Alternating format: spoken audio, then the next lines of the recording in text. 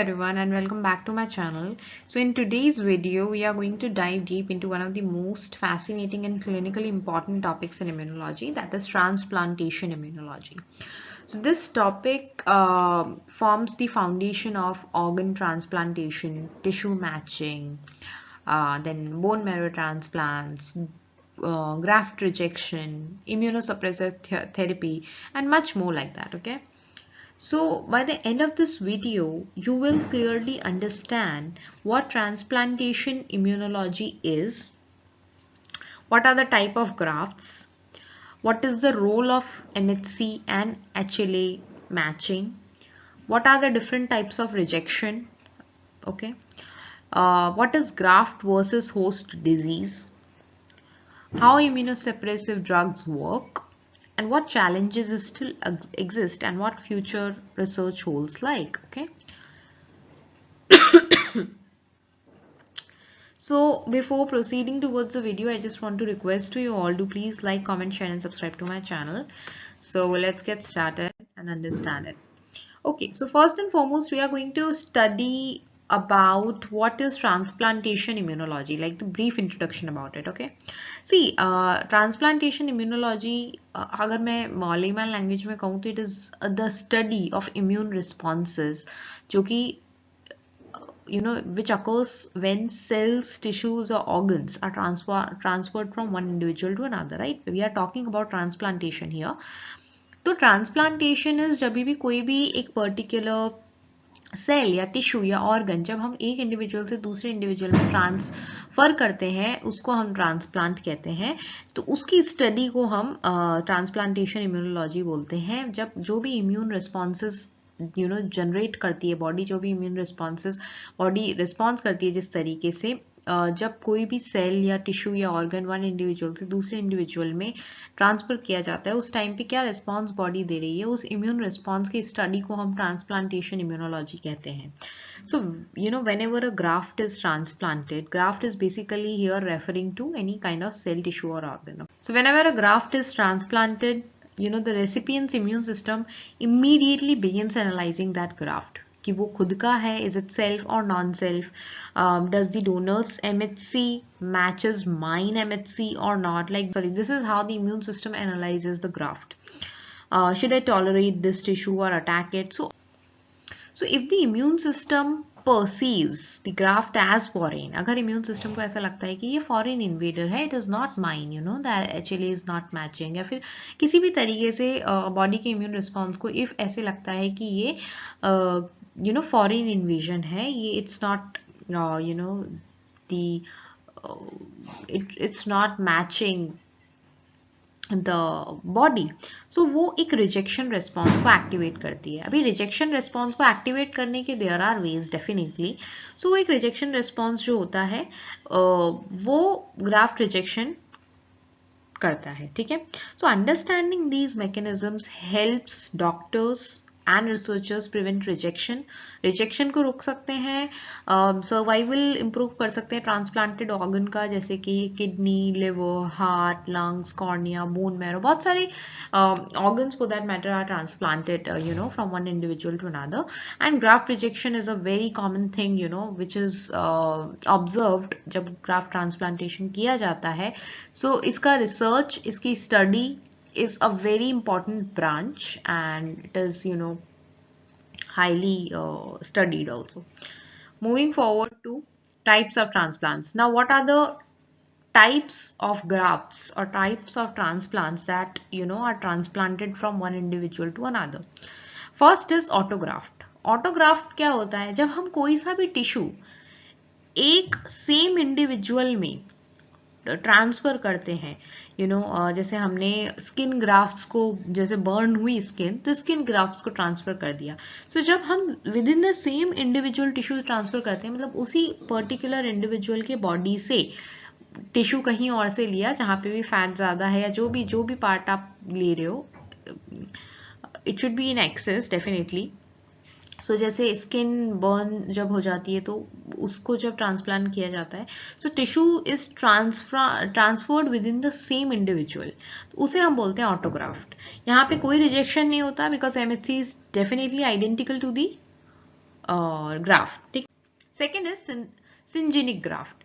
सिंजेनिक graft होता है genetically identical twins, जैसे कि आइसोग्राफ्ट आप उसको बोल सकते हो।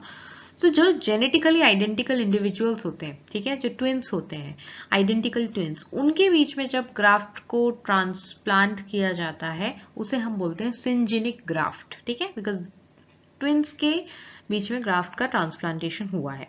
तो ग्राफ्ट सर्वाइवल यहाँ पे भी होता है because they are identically twin, ठीक है, तो graft survival is excellent here. Then comes allograft.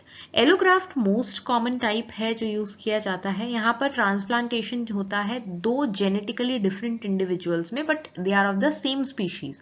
Same species के होंगे लेकिन जेनेटिकली डिफरेंट होंगे, कंप्लीटली डिफरेंट होंगे। उनके बीच में जब ट्रांसप्लांट किया जाता है, जैसे कि किडनी ट्रांसप्लांट फॉर एग्जाम्पल हम समझ सकते हैं, from one person to another. तो ये जो टाइप ऑफ ट्रांसप्लांट है, यहाँ पर हाईएस्ट रिजेक्शन देखने को मिलते हैं because it is highly performed as well and genetically completely different individuals के बीच में ट्रांसप्लांट किया जाता है। Xenograft on the other hand, जहां पर स्पीशीज ही अलग अलग होती है, अलग अलग स्पीशीज के बीच में ट्रांसप्लांट होता है, जैसे कि pig to human heart transplantation. तो यहाँ पे भी रिजेक्शन के चांसेस बहुत ज़्यादा रहते हैं। यहाँ पर हाइपर अक्यूट रिजेक्शन के चांसेस बहुत, so rejections are of several types, okay. I am going to explain types of rejections as well, but xenograft में हाइपर अक्यूट रिजेक्शन सबसे ज़्यादा देखने को मिलता है। So these are the type of transplants, which are extremely important for understanding immune compatibility, right? Now moving forward to role of MHC in transplantation, as I talked before कि MHC match होना चाहिए, HLA typing अगर आपने सुना हो, सो ये सब HLA matching और MHC का क्या रोल है, ये सब देखा जाता है when organ is transplanted from one individual to another. So now let's talk about one of the most important factors in graft survival, that is the MHC. MHC's full form is major histocompatibility complex, ठीक है। इसको हम HLA भी बोलते हैं, human leucocyte antigen. HLA इसलिए बोलते हैं because MHC lies within the HLA region. HLA region पे कुछ एक gene of cluster of genes जो होते हैं वो MHC के होते हैं, मतलब HLA रीजन पे there are cluster of genes जो MHC genes कहलाते हैं, major histocompatibility complex, and MHC has a very wide and huge role in immunology. Okay, so MHC molecules are found on the surface of almost every cell in your body. हर cell पे आपको मिल जाएंगे ना। MHCs are also of two types, MHC1 and MHC2.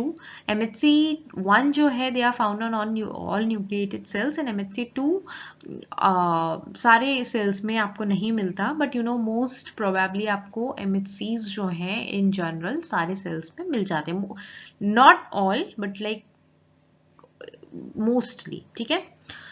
इनका job क्या होता है? So their main job is to display the peptides and show the immune system what is happening inside the cell.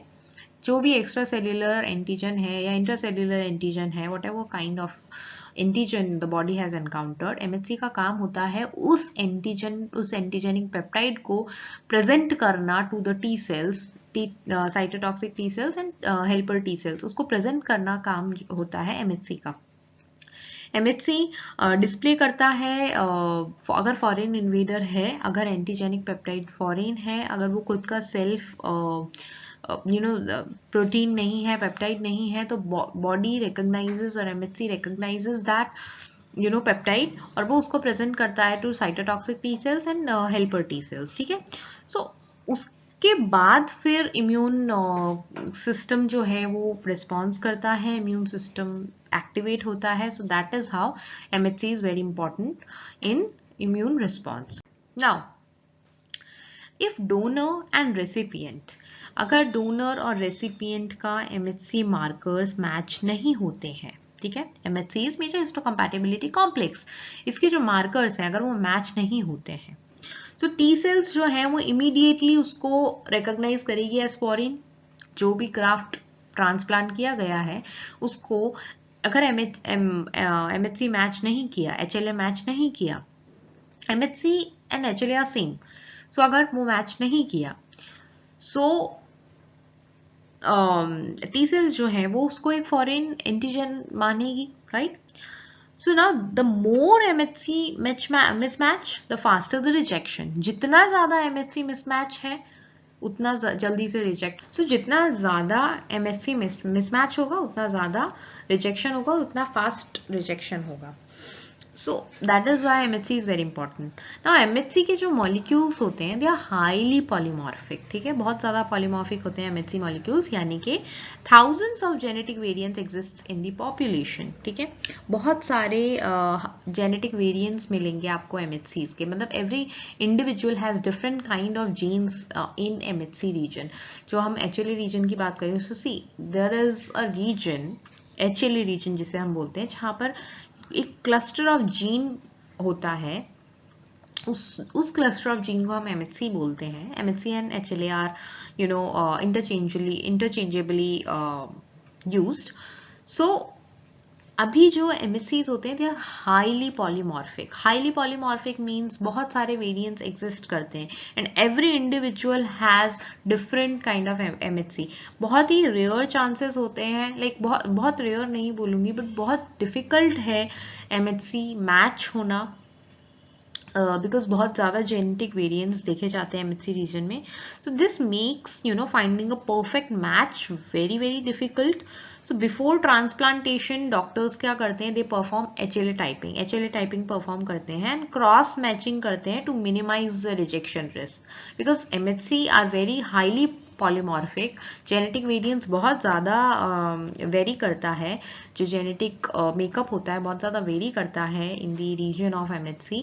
इस वजह से doctors do this HLA typing process जहाँ पे cross matching की जाती है ताकि रिजेक्शन रिस्क जो है वो थोड़ा सा रिड्यूस कर सके, up to a certain percentage उसको रिड्यूस किया जा सके, ज़्यादा मिसमैच ना हो वो इंश्योर किया जाता है. उस प्रोसेस को हम HLA टाइपिंग बोलते हैं. नाउ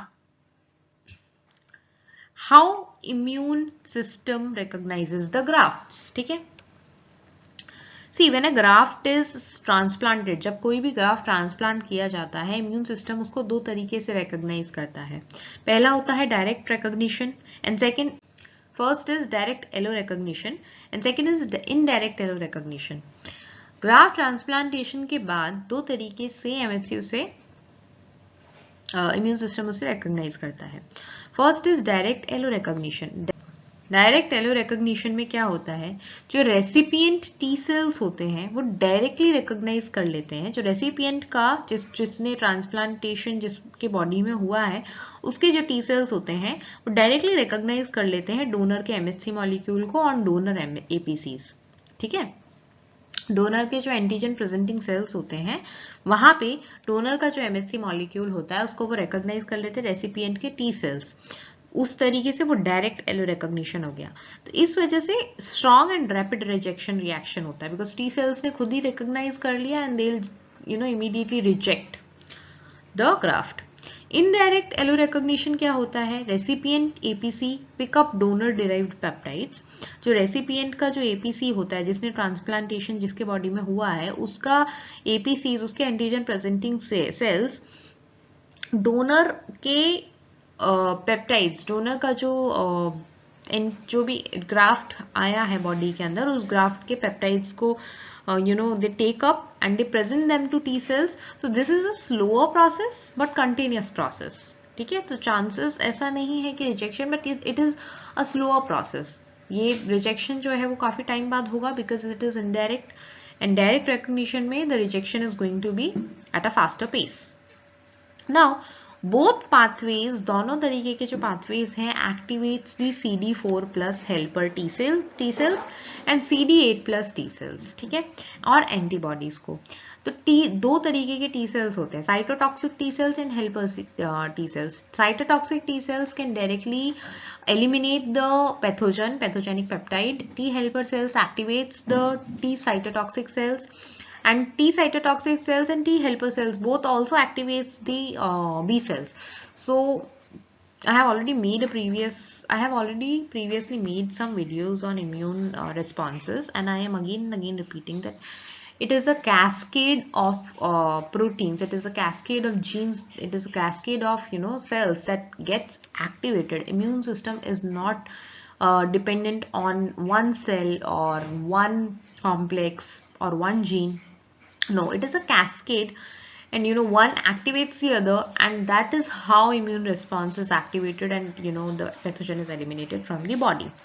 मैक्रोफाजेस भी एक्टिवेट होते हैं जो इन्फ्लामेशन कॉज करते हैं एंटीजन को. So all of these contributes to graft damage. Graft यानी कि because body is recognizing the graft as foreign, so body उसको डैमेज करती है. डैमेज होने की वजह से ट्रांसप्लांटेशन का कोई फायदा नहीं रहता. Now coming to types of graft rejection. कितने तरीके के ग्राफ्ट रिजेक्शंस होते हैं, and what are the important types of it. So there are 4 major types. ठीक है. First is hyper acute, second is acute cellular, third is acute humoral antibody mediated, and fourth is chronic. So let's understand each in detail. ठीक है. सो hyper acute rejection के बारे में हम पहले समझेंगे. हाइपर एक्यूट रिजेक्शन जो होता है ये within minutes to hours में हो जाता है आफ्टर ट्रांसप्लांटेशन. जब ट्रांसप्लांटेशन हुआ, so it occurs after minutes, after some minutes और hours. It is a dramatic kind of rejection, it is a dangerous rejection, and it is irreversible rejection. मतलब अगर एक बार रिजेक्ट कर दिया बॉडी ने उस ग्राफ्ट को, तो वो फिर it can not be reversed back. ठीक है, वो नहीं हो सकता. It is a irreversible kind of reaction. इसमें क्या होता है, जो रेसिपिएंट होता है already has pre existing antibodies. Recipient के पास पहले से एंटीबॉडीज एक्टिवेटेड रहती है, फॉर्म्ड रहती है. एंटी HLA एंटीबॉडीज प्रिपेयर्ड रहती है. Anti ABO blood group antibodies हो गई, जैसे कि एंटीबॉडीज फ्रॉम प्रीवियस ट्रांसप्लांट्स या प्रेगनेंसीज या ट्रांसफ्यूजन्स, कहीं से भी, बट एंटीबॉडीज बनी रहती है. सो मैकेनिज्म क्या होता है, antibodies directly binds to donor endothelial cells. जो ग्राफ्ट आया है उसके जो एंडोथेलियल सेल्स हैं, एंटीबॉडीज डायरेक्टली उससे बाइंड करती है. कॉम्प्लीमेंट कैस्केड एक्टिवेट होता है, the cascade of all the cells and genes responsible for the activation of immune system. Macrophages हुआ, डेंड्राइटिक हुआ, नेचुरल किलर सेल्स हुए, बी सेल्स हुए, टी सेल्स हुए, सब एक्टिवेट हो जाते हैं. प्लेटलेट्स एग्रीगेट होता है. जितने भी उसका जो प्लेटलेट्स होते हैं वो एक्यूमुलेट होने लग जाते हैं, एग्रीगेट होने लग जाते हैं. उस तरीके से थ्रोम्बोसिस हो जाता है. थ्रोम्बोसिस यानी कि वो एक्यूमुलेट होने लग जाते हैं जितने भी प्लेटलेट्स होते हैं, और ग्राफ्ट जो है वो कंप्लीटली डिस्ट्रॉय हो जाता है वहां पे. सो hyper acute rejection is irreversible. इसलिए मैंने कहा था बिकॉज वो ग्राफ्ट कंप्लीटली डिस्ट्रॉय कर देता है. It occurs within minutes to hours. It is very quick, it is irreversible, it is dangerous. So hyper acute rejection is and it is mostly seen in xenografts, जहां पर species to species transplant किया जाता है. Now इसका prevention के लिए क्या कर सकते हैं? Cross matching test, as I said, HLA typing definitely perform करना चाहिए before the transplantation. ABO compatibility check होना चाहिए. एंटीबॉडीज का compatibility check, ब्लड ग्रुप का compatibility check होना चाहिए. एंटीबॉडीज का नहीं, सॉरी, ब्लड ग्रुप का compatibility check होना चाहिए. Avoiding donors to which the recipient has antibodies should be carefully checked. And once hyperacute rejection begins, the graft usually must be removed. Completely उसका removal होना चाहिए. अगर hyperacute rejection body ने कर दिया है या body ने begin कर दिया है, तो फिर उसको remove करना चाहिए, because that is going to be of no use for the body, right? Then comes the acute cellular rejection. ठीक है, the second type. Acute cellular rejection में क्या होता है? It occurs typically from days to weeks. इतना time इसको लगता है, कुछ दिन लगेंगे या कुछ हफ्ते भी लग सकते हैं रिस्पॉन्स करने में बॉडी को, but can also appear after months after transplantation if immunosuppression is low. अगर इम्यूनोसप्रेसिव एजेंट्स नहीं लिए जा रहे हैं, सी इम्यूनोसप्रेसिव एजेंट्स क्या होते हैं, I'll tell you in the later part of this video, but I'm just giving you a brief. transplantation जब होता है तो immune system को basically for some people immune system को सप्रेस किया जाता है विथ सम टैबलेट्स, जिसे हम इम्यूनोसप्रेसिव टैबलेट्स बोलते हैं, ठीक है, या इम्यूनोसप्रेसेंट्स बोलते हैं। सो एक्यूट सेल्यूलर रिजेक्शन में अगर इम्यूनोसप्रेशन बहुत ही कम है तो it can definitely occur after months as well. Now mechanism क्या क्या है? Mainly T cell mediated acute cellular rejection, mainly T cell mediated होता है। CD8+ साइटोटॉक्सिक टी सेल्स जो होते हैं वो ग्राफ्ट सेल्स को अटैक करते हैं। CD4+ टी हेल्पर सेल्स जो होते हैं वो साइटोकाइंस रिलीज करते हैं। Cytokines leads to inflammation, swelling and reduced organ function. Okay, symptoms हैं ऑर्गन डिस्फंक्शन, ठीक है, क्रिएटिनिन बढ़ जाता है किडनी में तो ऑर्गन डिस्फंक्शन हो सकता है। टेंडरनेस और डिस्कम्फर्ट फील करना, फीवर आना, inflammation therapy, inflammation and biopsy. Biopsy is the examination of tissue, तो वहां पर अगर इन्फ्लामेशन देखी गई है। So these are all of the symptoms of acute cellular rejection. Okay, treatment क्या है?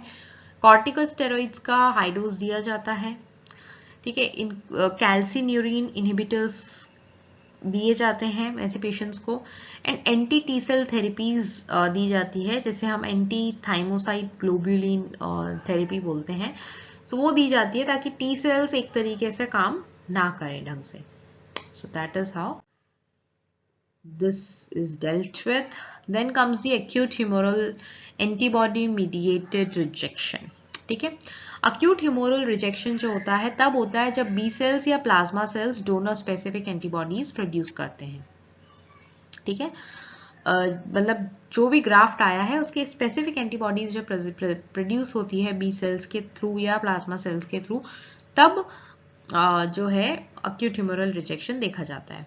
इसमें क्या होता है? एंटीबॉडीज ग्राफ्ट वेस्कुलर एंडोथेलियम से बाइंड करती है, कॉम्प्लीमेंट एक्टिवेशन होता है, C4d deposition is detected in biopsy, और वेस्कुलर इंजरी होती है इन केसेस के अंदर। ट्रीटमेंट क्या है?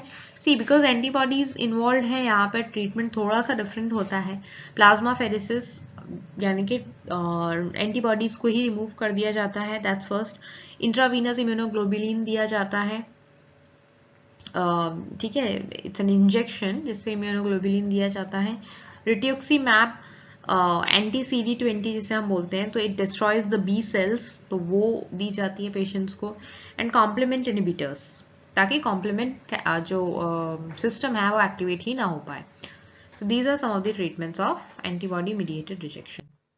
Then comes the chronic rejection. Chronic rejection बहुत ही slow है, ठीक है, long term form of rejection है, and it develops from months to years after transplantation. बहुत ही challenging type है ये, because progressive है and it is irreversible again, ठीक है।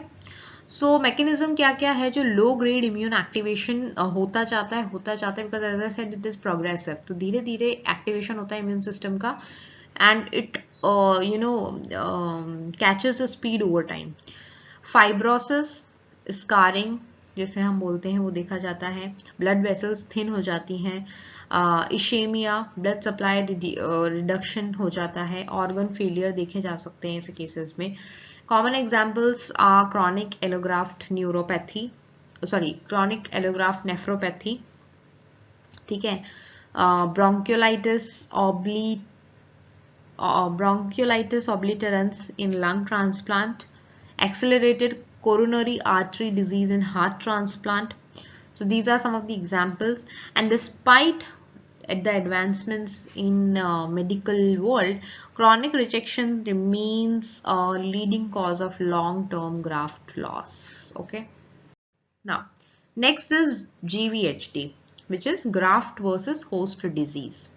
So GVHD क्या होता है? It's a unique condition जहाँ जो मेनली बोन मैरो के अंदर या स्टेम सेल ट्रांसप्लांटेशन के अंदर देखी जाती है। जब भी बोन मैरो ट्रांसप्लांट होता है या स्टेम सेल्स ट्रांसप्लांट होते हैं तब ये कंडीशन देखी जाती है। यहाँ पे ग्राफ्ट जो है वो होस्ट को अटैक करता है, जिसके अंदर ट्रांसप्लांटेशन किया गया है उसको वो अटैक करता है। It is not the other way round, right? जैसे जनरली होस्ट ग्राफ्ट को अटैक कर रहा था, यहाँ पे ग्राफ्ट होस्ट को अटैक करता है। डोनर का जो टी सेल्स होते हैं they recognise the host tissues as foreign. उल्टा होता है, जैसे यहाँ पे होस्ट के जो टिश्यू होते हैं वो ग्राफ्ट को एज फॉरेन कंसिडर करके रिएक्शन देते हैं, बट यहाँ पर in this disease, in this condition, जो ग्राफ्ट होता है उसके टी सेल्स होस्ट को फॉरेन समझ के अटैक करते हैं। डोनर के जो इम्यून सेल्स होते हैं वो स्किन पे अटैक करते हैं, लिवर पे अटैक करते हैं, गैस्ट्रोइंटेस्टिनल ट्रैक्ट पे अटैक करते हैं। साइटोकाइन रिलीज होती है, साइटोकाइन स्टॉर्म, जहां बहुत सारी साइटोकाइंस रिलीज होती हैं, it amplifies the damages in the host cells. Types क्या है? Acute and chronic, these are the two types of GVHD। Acute जो है it occurs within 100 days let's say, and chronic है it occurs after 100 days generally. Symptoms: skin rashes, diarrhea, liver dysfunction, weight loss. These are some of the symptoms of this disease. Prevention क्या है? HLA matching carefully करनी चाहिए before transplantation. Immunosuppressive drugs continue लेने चाहिए, methotrexate, cyclosporine are some of the examples. ठीक है, but then these kind of drugs are definitely prescribed and suggested by the doctor itself. Now, mechanisms of GVHD. I already told you: donor T cell activation, recognition of host MHC as foreign, and cytokine storm होता है जिसकी वजह से tissue damage होता है. Then comes the immunosuppressive therapy. See, rejection को रोकने के लिए ट्रांसप्लांट का जो रेसिपिएंट होता है वो इम्यूनोसप्रेसिव मेडिकेशंस लेता है, ठीक है, फॉर लाइफ, ठीक है, वो कंप्लीटली लाइफ के लिए चलती है. Major categories of these drugs are calcineurin inhibitors, tacrolimus, cyclosporine are some examples. Antimetabolites, azathioprine, mycophenolate are some examples. Corticosteroids, mTOR inhibitor, sirolimus is an example. Biologicals में anti-CD3, anti-IL2R, ठीक है, these are some of the examples. Then complications of immunosuppression. See, immunosuppressive drugs definitely life बचाता है in the case of transplantation, but risks भी बहुत ज़्यादा हैं, because definitely you are suppressing somebody's immune system. Immune system not only is specific for the transplantation. Immune system saves protects the other individual from other daily encounter with the microorganisms that are omnipresent. So increased chances of infections, high risk of cancers, kidney toxicity, hypertension, diabetes, bone loss. These are some of the risks that comes with immunosuppressive drugs. And because of these risks, patients require regular monitoring and dose adjustments. ठीक है? Then comes the xenotransplantation. xenotransplantation मैंने आपको बताया, जब एक species से दूसरे species में हम ट्रांसप्लांट कहते हैं तो xenotransplantation होता है. And this is usually done with the shortage of human donors. Scientists are exploring xenotransplantation जहाँ पर animal organs को use किया जा सके. Genetically engineered pigs जो होते हैं they are currently the most promising according to the research.